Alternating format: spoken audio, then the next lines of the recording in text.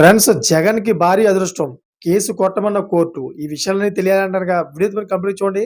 అప్పుడే మీకు complete information ఏంటో అర్థమవుతుంది. అదేవిధంగా చాలామంది వీడియో చూస్తున్నారు కానీ లేఖని కామెంట్ చేయట్లేదు. దయచేసి లేఖని కామెంట్ చేయండి. లేఖని కామెంట్ చేయడం వల్ల ఈ ఇన్ఫర్మేషన్ అంతా మనం చాలా మందికి తెలియజేసేవాళ్ళం అవుతాం. అదేవిధంగా చాలామంది సబ్స్క్రైబ్ చేసుకోవడం మాత్రం మర్చిపోతున్నారు.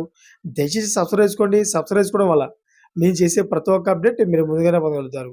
ఫ్రెండ్స్ ఆంధ్రప్రదేశ్ మాజీ ముఖ్యమంత్రి మరియు వైఎస్ఆర్‌సీపీ అధ్యక్షుడు వైఎస్ జగన్మోహన్ రెడ్డిపై గుంటూరు జిల్లా రెంటపల్లలో జరిగిన ఒక దురదృష్టకర హిట్ అండ్ రన్ ఘటనలో చీలి సింగ్ అనే వ్యక్తి మృతి చెందిన కేసులో నమోదైన ఎఫ్ఐఆర్‌ను కొట్టివేయాలని కోరుతూ దాఖలు చేసిన క్వాష్ పిటిషన్‌పై ఆంధ్రప్రదేశ్ హైకోర్టు విచారణ శుక్రవారానికి వాయిదా వేసింది.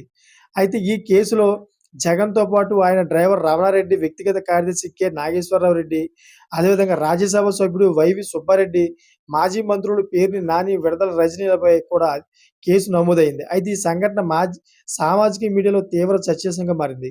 మరియు హైకోర్టు తాజా తీర్పు ఈ కేసుపై కొత్త కోణాన్ని సృష్టించింది. గుంటూరు జిల్లా రెంటపాలలో జగన్మోహన్ రెడ్డి వైఎస్ఆర్‌సీపీ కార్యకర్త కుటుంబానికి పరామర్శించడానికి వెళ్తున్న సమయంలో ఆయన ప్రయాణిస్తున్న బుల్లెట్ ప్రూఫ్ కారు కింద చీల్ సింగయ్య అనే వ్యక్తి మృతి చెందాడు. అయితే ఈ ఘటన జూన్ 25లో జరిగింది. అయితే ఈ ఘటన జూన్ 2025లో జరిగింది. మరియు గుంటూరు జిల్లా నల్లపాడు పోలీసులు ఘటనపై కేసు నమోదు చేశారు. అయితే ఈ ఘటన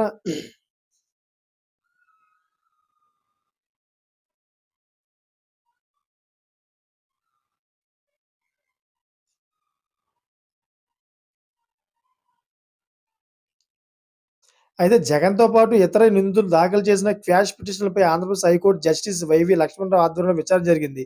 ఈ పిటిషన్‌లపై అత్యవసర విచారణ జరపాలని జగన్ తరపు న్యాయవాదులు కోరగా హైకోర్టు అభ్యర్థులను తిరస్కరించింది. ఈ కేసు అత్యవసరంగా విచారించాల్సిన అవసరం లేదని పేర్కొంది. అయితే కోర్టు పోలీసులు తొందరపాటు చర్యలు తీసుకోకుండా ఉండాలని ఆదేశించింది. దీని అర్థం జగన్ లేదా ఇతర నిందితులను విచారణ పూర్తయ్యే వరకు అరెస్ట్ చేయకూడదని సూచించింది.